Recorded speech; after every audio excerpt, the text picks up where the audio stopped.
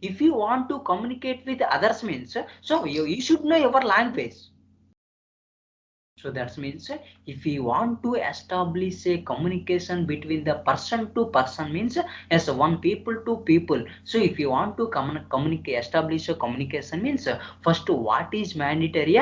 Language is mandatory. So what is the main purpose of this language? Language is useful in order to establish a communication between the person to person or not? Yes. Yes, person to person. If you want to communicate with means as language is mandatory. Why, sir? Why we have to communicate? Because we have to lead your life, right? Yes, without communicating with anyone in this world, so from birth to death we are living in this world? No, right? So from birth to death, if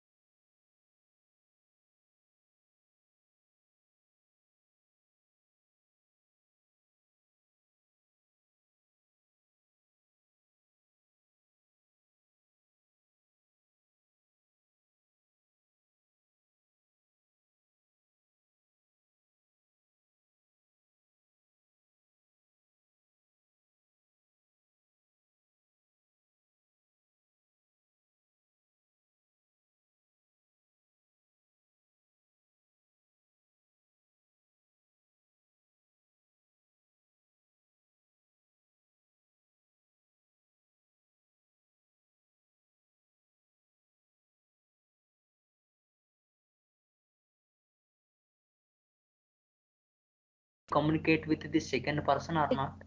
Yes. Yes. This first guy happily communicate with this second person in order to fulfill his requirement or not? In order to lead his life or not? In order to share all his thoughts to the second person or not, guys? Yes.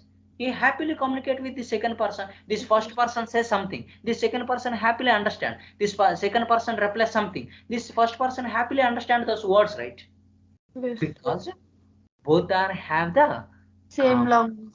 yes. So both are knows same language or common language or not, guys? Yes. So both first person and second person both knows common language.